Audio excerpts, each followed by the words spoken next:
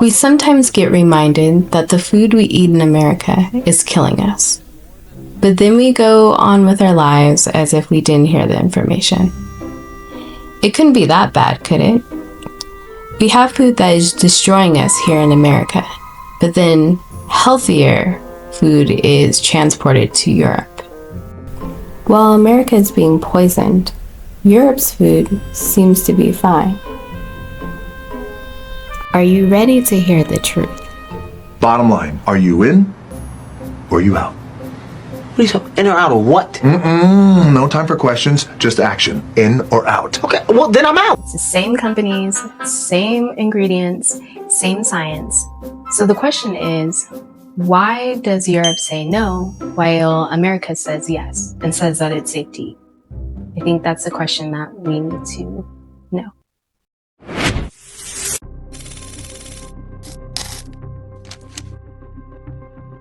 Let's start with the ingredients Americans consume every day. Artificial dyes like red 40, yellow 5, and yellow 6, potassium bromate, commonly used in bread, preservatives like BHA and BHT, RBST growth, hormones used in daily production, and certain peptides still used in US crops.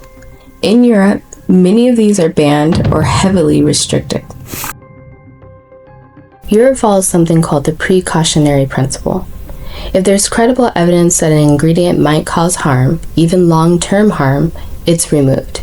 Not after decades of debate, not after lawsuits, before. The United States uses a different approach. Ingredients remain legal until definite proof shows that they are dangerous at current exposure levels. So Europe asks, why take the risk? And America asks, can you prove it right now? Even if they think there's a high possibility people may get cancer.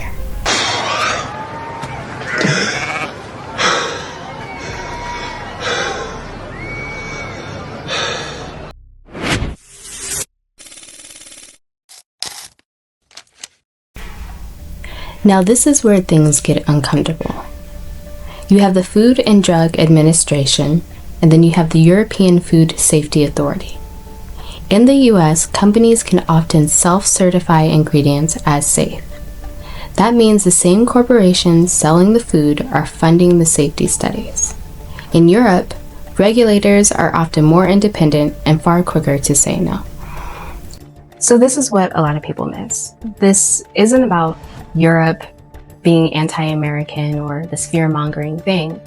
It's literally about standards. You have the same companies with the same food, and based on the location, they are changing the ingredients, which shows you that it's not about whether the company can create food that is healthy for the people. It's really about where are they required to. And that is the key that people don't really realize. And I've noticed this when I have friends and family come to visit. When they come to visit me here in Spain, they notice immediately that they feel better.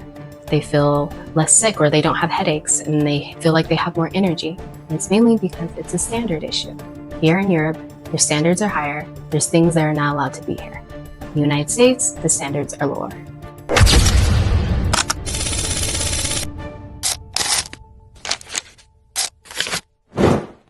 Let's talk about food dyes.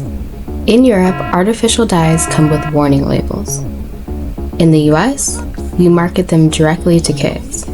Same companies, same brands, they remove the dyes only when selling to Europe.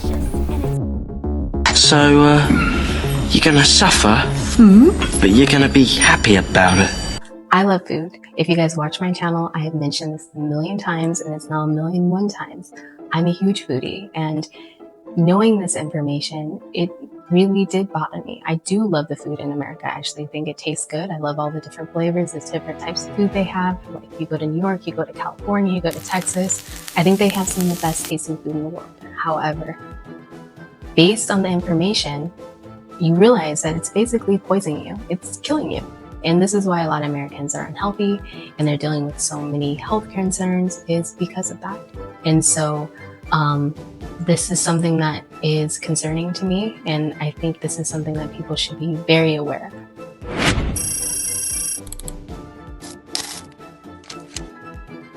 Safe doesn't mean harmless. It means current evidence hasn't proven significant harm at approved levels of exposure. But exposure isn't limited to one ingredient. It's the combination of many, across years, across decades. Most safety studies evaluate chemicals individually.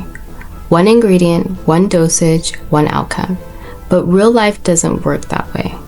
People don't consume additives in isolation.